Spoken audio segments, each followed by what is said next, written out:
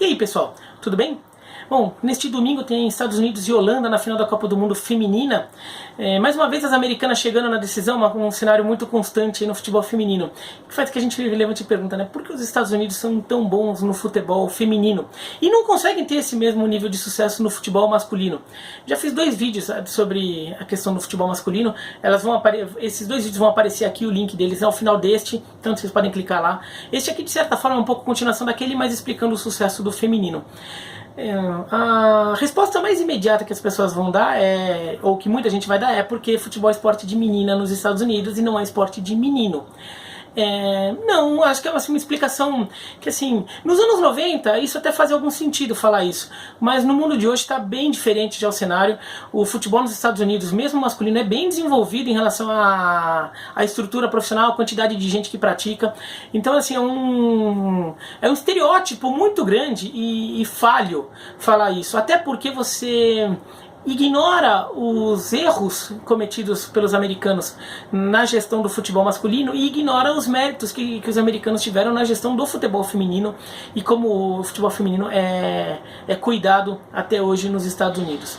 Sobre o futebol masculino, rapidinho, se a gente considerar que 5% da população americana se envolve em futebol, e é uma conta muito pessimista, muito conservadora, tá? Tem vários indicativos que mostram que é mais gente que isso, que se envolve aqui, que pratica profissional ou amadoristicamente, ou que consome futebol, vê na TV, compra camisa, vai no estádio, compra produtos, gente que possa movimentar a indústria do futebol. Se 5% da população americana se envolver, são 16 milhões de pessoas, que é mais do que a população da Bélgica inteirinha, e quase a mesma coisa que a população da Holanda, sendo que na Holanda e na Bélgica tem muita gente que não gosta de futebol também. Então tem mais gente que gosta de futebol nos Estados Unidos em número de pessoas do que na Holanda e do que na Bélgica. E os americanos não conseguem, como os holandeses e os belgas têm conseguido. Eu não estou nem falando do Uruguai, hein, porque o Uruguai é um fenômeno ali, até uma coisa fora da curva. Mas então os americanos não estão sabendo trabalhar, fazer dessa massa toda um ambiente futebolístico de qualidade, vai no masculino. Tá melhorando tudo, já falei aqui nos vídeos aqui que eu vou mostrar tudo, mas ainda tem muito a melhorar. No feminino já tem. E por quê? O que acontece, né? A liga feminina, sobre aquela coisa de não, é porque eles gostam tudo do futebol feminino. Olha lá, ó, a Major League Soccer tem uma média de público para mais de 20 mil pessoas. Tá? Então ela tem contrato de TV em canais de rede nacional nos Estados Unidos, como a ESPN. Então a Major League Soccer tem muito espaço na mídia, a seleção americana tem muitos jogos. A NWSL, a Liga de Futebol Feminino, tem uma média de público de 4 mil pessoas nessa temporada. Então, assim, é menos de um quinto da média de público da Liga Masculina. Tem 4 mil pessoas nessa temporada, que está na metade, né? A temporada vai de abril a novembro, a temporada parou para a Copa do Mundo e depois vai ser retomada. A perspectiva é que a média fique em torno de 6 mil pessoas, porque ela vai melhorar na reta final, porque tem reta final da temporada regular, da fase de classificação, mais o mata-mata e mais o embalo causado no público por causa da campanha na Copa do Mundo. Mais gente acaba indo ao estádio, mais gente se empolga aí para ir ao estádio. Mesmo assim, são 6 mil pessoas, que daria quase um quarto da média de público da Major League Soccer. Então, assim, não é que também tem tanta gente indo ao estádio na Liga Feminina dos Estados Unidos. Até porque essa média vou falar em 5 mil, tá? Só para pegar a média entre os 4 atuais e os 6 mil que eles calculam que tem até o fim do ano. Essas 5 mil pessoas de média de público são muito bombadas pelo Portland Thorn, que é a equipe feminina do Portland Timbers, da Major League Soccer, que tem média de público de 14 mil. Então um time está com média de público de 14, mas os outros vão com média de público bem abaixo. Daí vai descendo um pouco, aparece o Orlando Pride, que é ligado ao Orlando City, que é o time da Marta, o time da Alex Morgan, está um pouco melhor também, vai baixando um pouco assim, mas vão ter times lá com média de público de 2 mil pessoas. Então não é uma liga extremamente popular, que tenha grandes contratos de TV, tudo, até tende a melhorar, e eu vou estar falando isso no final do vídeo, tá? Mas não é que assim, não, é que o futebol feminino nos Estados Unidos é uma maravilha, todo mundo adora, tudo. Não é verdade. Assim, tem muita menina que pratica, mas o ambiente de futebol feminino tem problema, sim. Inclusive a falta de público, falta de dinheiro na sua liga profissional. né? E é uma liga profissional de onde saem todas as jogadoras do elenco dos Estados Unidos que está disputando a Copa do Mundo da França. Então, assim, não é que não, as jogadoras saem, tudo. Não, elas estão lá, né? Mas a liga não está despertando tanto interesse assim. Então não é uma maravilha toda não. Mas então o que acontece que o futebol feminino acaba sendo tão forte nos Estados Unidos? Acho que uma coisa importante é a formação. A formação é muito boa, tá? Até por ter aquela história de que futebol é coisa de menina, aquela história que bem anos 90, mas de alguma forma o fato de ser daquele jeito naquela época criou-se todo um know-how no trabalho do futebol feminino que não existe tão bem no futebol masculino dos Estados Unidos, né? Isso eu tô querendo dizer o quê? Bom, primeiro que mais garotas querem, entre as garotas que estão na escola e vão querer praticar esportes, muitas acabam indo pro futebol porque acaba sendo um esporte que se apresenta de forma mais interessante para elas. A perspectiva de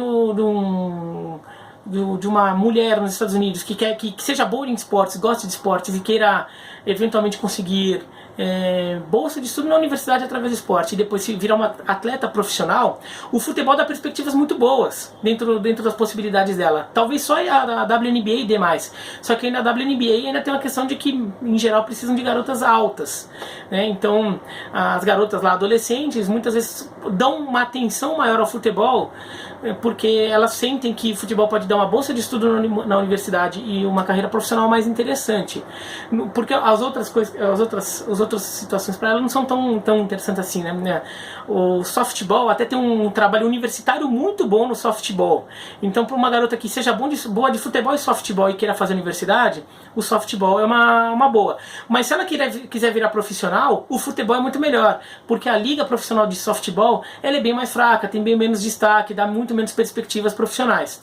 No hóquei no gelo também é um cenário parecido. E no futebol americano não tem liga profissional feminina, né? Então não tem futebol americano universitário feminino também. Então muitas garotas acabam indo pro futebol porque vê ali um caminho. No masculino tem muitos garotos que jogam futebol. Não, porque menino não joga. Não, joga sim, tem acesso ao futebol. Mas muitos percebem que tem aptidão para outros esportes também e percebem que nos outros esportes a perspectiva é melhor, ou de conseguir uma bolsa universitária ou de conseguir uma carreira profissional. Daí ele vai pro beisebol, vai pro futebol americano, vai pro basquete. O Odell Beckham Jr., wide receiver do Cleveland Browns da NFL, ele era uma promessa grande do futebol dos Estados Unidos quando ele era adolescente. Ele chegou a fazer treinamentos no centro na academia, né, de base dos Estados Unidos, mas ele desistiu do futebol porque ele percebeu que para ele chegar no nível que ele gostaria, ele ia ter que se mudar para a Europa, ainda adolescente. Ele percebeu que o desenvolvimento final dele teria que ser feito na Europa, ele teria que se mudar para algum clube europeu, tudo. E ele não queria mudar para a Europa, ele queria continuar morando com a família, né? E como ele era bom de futebol americano, ele seguiu no futebol americano, deu certo, acho que ele fez uma boa escolha. Mas esse tipo de escolha para as mulheres ela costuma ser mais generosa pro futebol. Mas não é só isso. Tem outras coisas além disso. Como o futebol feminino tem uma força muito, muito grande na base, nas escolas, ainda no ensino médio, nos high schools, todo o universo tem uma massa crítica muito boa, né, muito grande e produtiva ali em torno do futebol feminino que não tem ainda no masculino, está tendo ainda uma formação. Então, por exemplo, treinadoras especializados em trabalhar com as mulheres já existem muito mais. O treinamento de fundamentos já é muito mais bem feito em comparação com o que é feito no futebol feminino dos outros lugares. Então as jogadoras acabam tendo treino de fundamento de passe, chute, cabeceio, lançamento, gesto técnico, né, no caso de goleiro, desde muito cedo, desde 12, 13 anos, coisa que nos outros países, como o Brasil, muitas vezes esse tipo de treinamento mais sério só chega para as mulheres quando elas estão com 17, 18 anos, porque até então o futebol era só uma brincadeira. Só quando elas já estão no final da adolescência que elas percebem que o futebol pode virar uma carreira e elas se envolvem num ambiente mais profissional. Nos Estados Unidos esse ambiente profissional já mais profissionalizado, né? Não é profissional, mas é profissionalizado, já vem muitas vezes da escola. Então já tem todo todo um know-how ali que se passa desde cedo. Além disso, não é só o know-how que chega para as jogadoras, mas tem os professores de educação física, os treinadores, tudo, já tem muita gente especializado em montar time de futebol feminino, entender as peculiaridades do futebol feminino, em identificar as necessidades e o potencial das jovens aí que estão jogando bola. Então isso faz com que a formação seja muito mais sólida. Além disso, toda a tradição dos Estados Unidos em grandes competições faz com que os Estados Unidos cheguem aos grandes torneios mundiais com uma segurança e com uma confiança diferente, né? Com uma arrogância até, que o pessoal até ficou acusando Alex Morgan de arrogância por causa da comemoração lá do chazinho, até fiz um vídeo sobre isso aí. Mas a questão, nesse caso eu vejo a arrogância como uma questão positiva, uma forma positiva de arrogância. Não é aquela arrogância de você jogar de salto alto e eventualmente cair do cavalo. Não, é uma arrogância de saber que na hora que precisar você vai ganhar. Então você não precisa ter medo do adversário, você joga com confiança, você não sente o cenário, você não sente o momento. Como aparentemente a França sentiu um pouco na Copa do Mundo que sediou em casa. Como o Brasil sentiu na Copa do Mundo que sediou na masculina, em 2014. Né? Não foi uma arrogância bem canalizada, né? Foi uma arrogância que acabou se transformando em cobrança, em impressão que o time não soube lidar. A seleção americana já sabe lidar com isso, já está acostumada, já ganhou muito título. Se perder esse, não vai ser o fim do mundo. Já perdeu a Olimpíada para a Suécia, perdeu a Copa do Mundo de 2011 para o Japão. Perdeu, mas depois vai ganhar a próxima. Né? Tem essa confiança ali que faz um time jogar solto e ciente do que precisa fazer. Né? Mal comparando, é como o Brasil no vôlei tanto masculino quanto feminino, que o Brasil, mesmo quando está com problema, né, muitas vezes na hora do Campeonato Mundial dos Jogos Olímpicos, o Brasil muitas vezes dá um jeito e chega entre os primeiros. Pode até perder a final, como perdeu a última para a Polônia, mas chega. Né, mas vai longe, porque sabe o que tem que fazer, sabe qual é o caminho, sabe que jogos pode perder, ou que jogos que você pode jogar mal, mas em que jogos que você sabe que tem que entrar com uma outra atitude. Né? O futebol feminino dos Estados Unidos tem isso. E também por toda essa tradição em grandes competições, tudo, a transição de gerações é feita de forma muito mais suave. Né, porque as jovens vão entrando já num ambiente de competição, de cobrança, ela tendo referências muito boas no time de cima, no time nas jogadoras que já estão estabelecidas ali, e daí elas acabam assumindo o protagonismo depois de um tempo, e bom, daí vai a Wamba, que era protagonista, ela sai, entra a Alex Morgan, e que a Alex Morgan vira a protagonista e a coisa vai andando. Né, então isso tudo ajuda muito a seleção americana.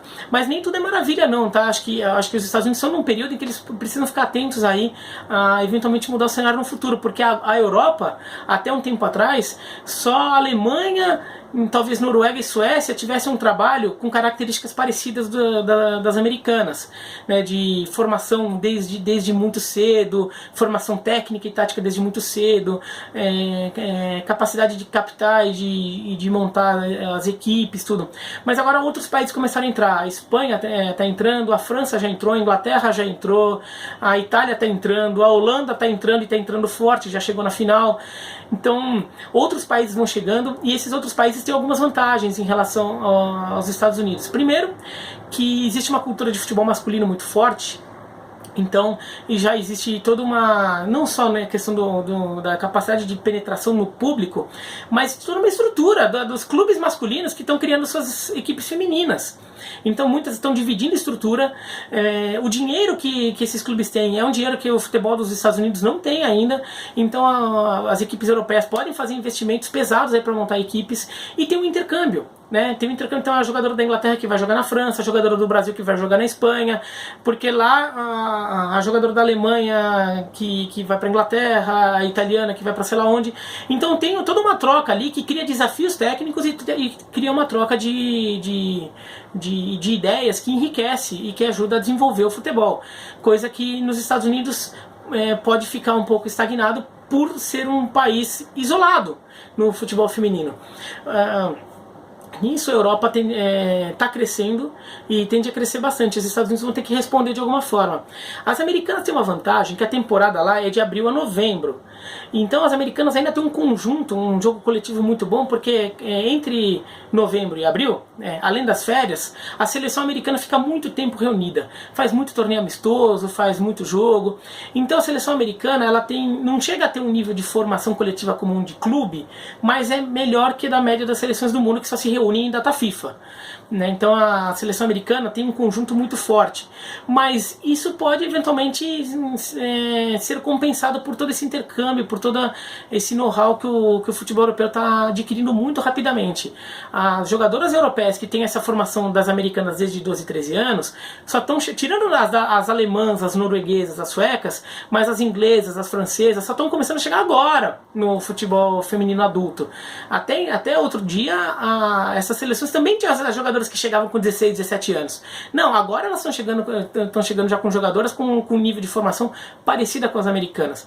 Então os Estados Unidos vão ter que tomar alguma atitude ali, vão ter que responder de alguma forma.